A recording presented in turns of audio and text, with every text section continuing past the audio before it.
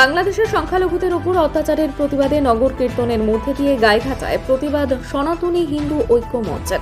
এদিন গাইঘাটার বকচড়া থেকে এই নগর কীর্তন শুরু হয়। শেষ হবে গাইঘাটা বিডিও অফিসের সামনে।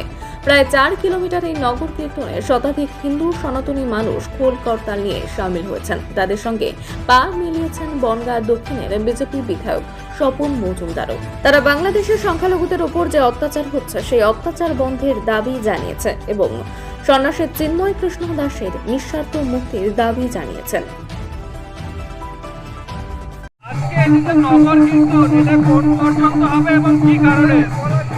দেখুন, আমরা সকলেই জানি বাংলাদেশে চিন্ময় প্রভুর যে গ্রেপ্তারি অন্যায় এবং অবৈধভাবে গ্রেপ্তারি করা হয়েছে, নাম সংকীর্তন করা এবং ইসকন যদি নিষিদ্ধ বলতে পারে যে দেশ, সেই দেশ তার মানসিকতা কি আছে সেটা আমাদের বুঝিয়ে দেওয়ার সময় এসেছে।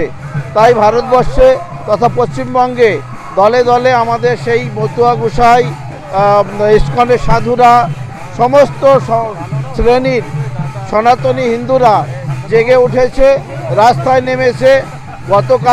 গত পরশুদিন পেট্রাপোল বর্ডারে তাদের যে বিক্ষোভ কর্মসূচি সেটা দেখানো হয়েছে।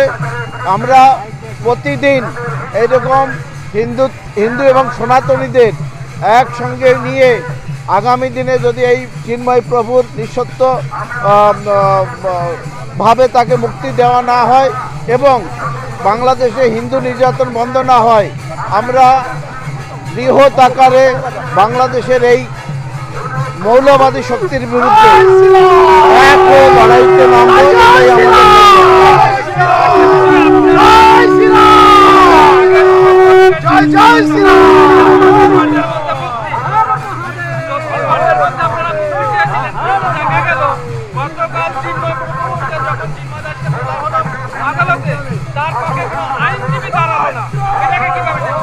দেখুন, বাংলাদেশে মৌলবাদীদের যে দুঃসাহস দেখিয়েছে তার ফল তাদের ভুগতে হবে। আমি স্বপন মজুমদার একজন প্রশাসনিক লোক হিসাবে বলে দিচ্ছি, বাংলাদেশকে তার মাসুল দিতে হবে, আজ হোক আর কাল হোক। কারণ ভারতবর্ষের পণ্য না গেলে তাদের না খেয়ে মরতে হবে। আমরা সেই দিন ট্রায়াল দেখিয়েছিলাম।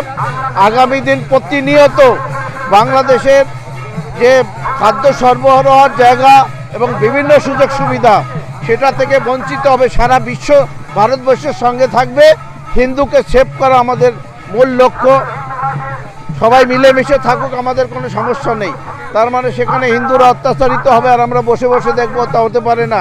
আমরা দেখেছিলাম 71 সালের যুদ্ধে যেভাবে ভারতবর্ষ পাশে দাঁড়িয়ে একদিনে বাংলাদেশকে পাকিস্তানি খান সেনাদের হাত থেকে বাঁচিয়েছিল। ভুলে গিয়েছে তারা।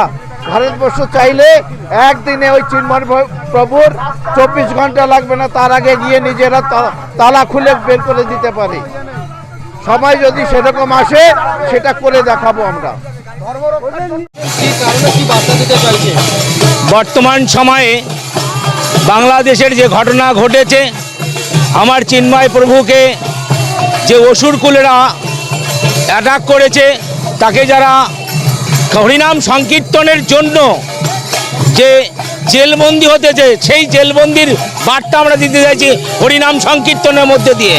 আমার চিন্ময় প্রভুর নিঃস্বার্থ মুক্তির জন্য বাংলাদেশি জিহাদিদের উপরে আমাদের বার্তা দিতে চাই, হরিনাম সংকীর্তন কখনো বন্ধ করা যায় না। যে শুরু করেছিলেন 539 বছর পূর্বে আমার মহাপ্রভু, যে নদিয়া নগরে, হে কাজী তুমি সাবধান হও। তা আমরাও আজকে এখান থেকে বার্তা দিতে চাই, হে ইউনুস তুমি সাবধান হও।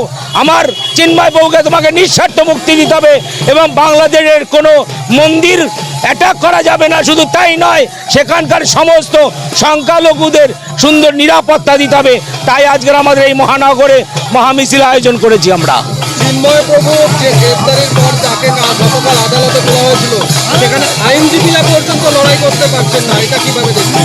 আইনজীবীরা যে লড়াই করতে পারছে না, সেখানকার মৌলবাদী যে আইনজীবীরা, তাদের বিরুদ্ধে আমরা সবার হতে চাইছি। এবং শুধু তাই না, আগামী দিনে যদি এই ধরনের ঘটনা ঘটতে থাকে তাহলে আমরা বৃহত্তর আন্দোলন এবং বাংলাদেশ টোটাল যে ভারত থেকে যে খাবার দিয়ে শুরু করে যে সমস্ত সাহায্য আমরা করে থাকি বন্ধ করে দিতে বাধ্য হব এবং ফারাক্কার বাঁধ খুলে দিত আমরা বাধ্য হব, তাতে বাংলাদেশ যদি বেঁচে যায় তাতে করে আমাদের কিছু আছে যায় না। আপনার নাম? আমার নাম শ্রীমান ভোলানাথ দাস গড় মহারাজ। এই নগর কীর্তন কি কারণে? কি কারণে আন্দোলন এটা সবাই জানে, নতুন কিছু না। আর একটা কথা, ওরা যে জিনিসগুলো করছে যদি বন্ধ না হয়, আমরা এখনো পর্যন্ত শান্তিভাবে আছি। আর আমরা যদি রেগে যাই, ত্রিশূল ধরবো, তরোয়াল ধরবো আর রামের তীর ধরবো, তখন ওদের চোখ দিয়ে রক্ত ঝরে পড়বে, কেঁদে কুল করতে পারবে না।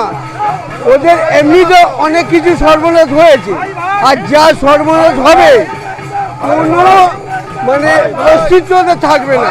ওরা আগে থাকতে সাবধান হোক।